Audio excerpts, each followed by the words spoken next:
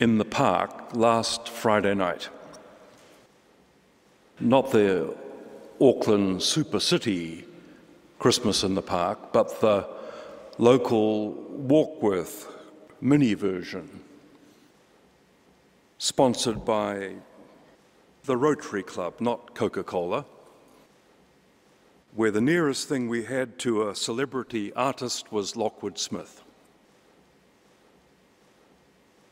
And there, in the midst of hundreds of school kids in Santa hats, waving glow sticks in the dark, and singing synthesized Christmas songs to pre-recorded soundtracks that kept stopping in the wrong places, I realized that the Christian community has long ago lost control of Christmas, and let alone has much of a chance to influence it anymore. We can enjoy it, of course. It still is a good thing to do. It promotes family feelings and generosity and present giving and charitable thoughts and actions too. And in snatches of song, you can still glimpse the spiritual passion that once drove this festival. In the voices of the children, you can sometimes still hear the angels singing until the drum machine drowns them out again. But the one occasion in the secular year that used to give a nod of recognition to our Christian heritage is pretty much sold out to commercialism and sentimentality. Now, I'm a keen customer of commercialism and Hollywood movies, so I'm in no position to complain about this. But I do need to be clear about what Christmas isn't anymore and where I might look for alternatives. Alternatives to discovering the world beyond us and around us that is filled with mystery and wonder and beauty and transcendence that can lift us out of ourselves and transform us.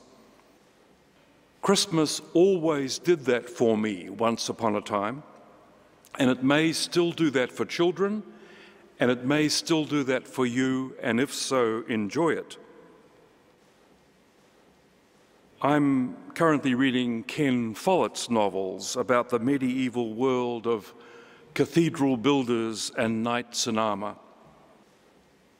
And while I could do without the rape and the pillage, the violence and the superstition, I envy just a little bit that sense of enchantment that surrounded the lives of our forebears back then.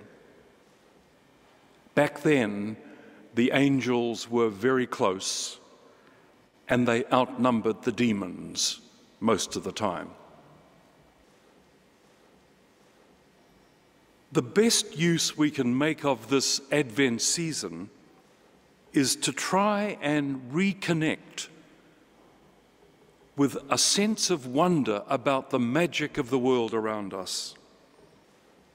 Not the instant manufactured magic of tinsel stars and synthesized music, but the magic that comes from knowing that we are part of a creation that is crammed full of complexity and creative energy, that we're part of a human community that is resilient and adaptable and with a potential that we can barely imagine.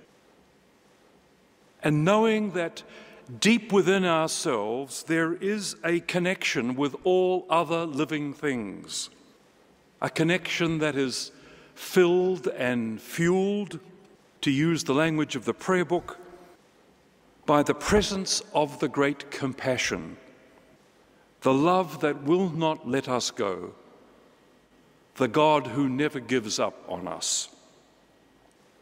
That sense of wonder about the magic of the world around us will meet us if we're open to being met in all sorts of ways.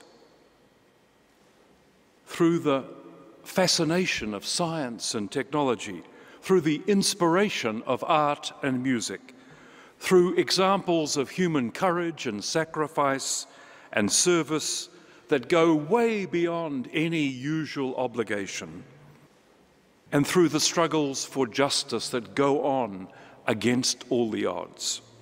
That sense of wonder, it still meets us even in the most ordinary, everyday moment, and if we're lucky, it can still transport us.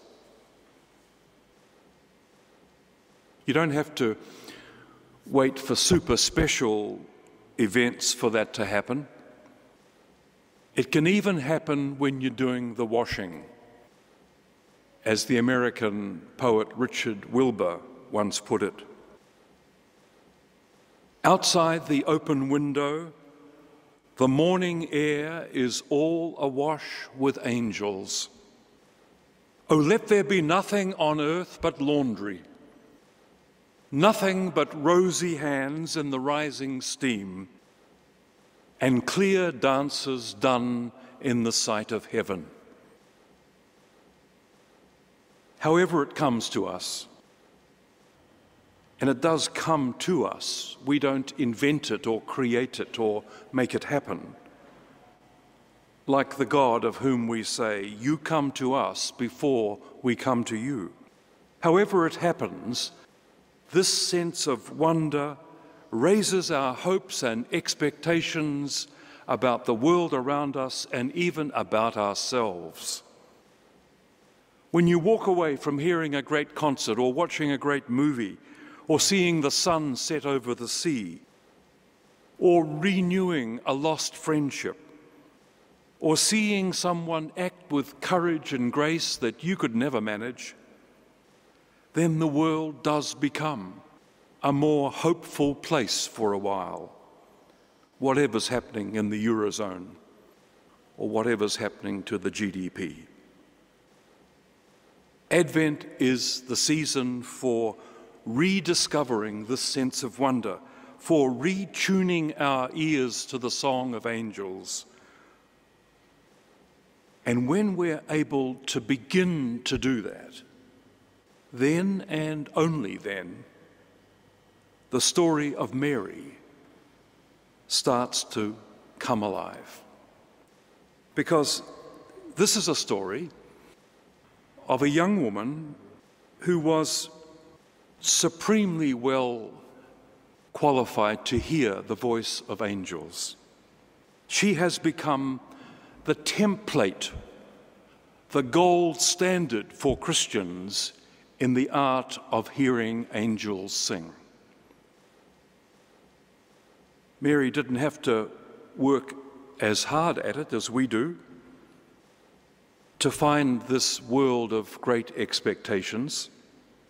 She lived in a God-intoxicated culture that lasted up until at least the end of the medieval era in the West, where the sacred pressed in on the secular on every side, where no one denied the reality of the spiritual world because it terrified them all the time.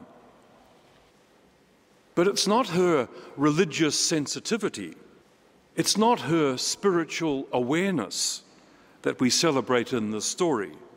She was surrounded by people who heard the voice of God all the time. What makes Mary so special and such a powerful role model for us is the way she responded.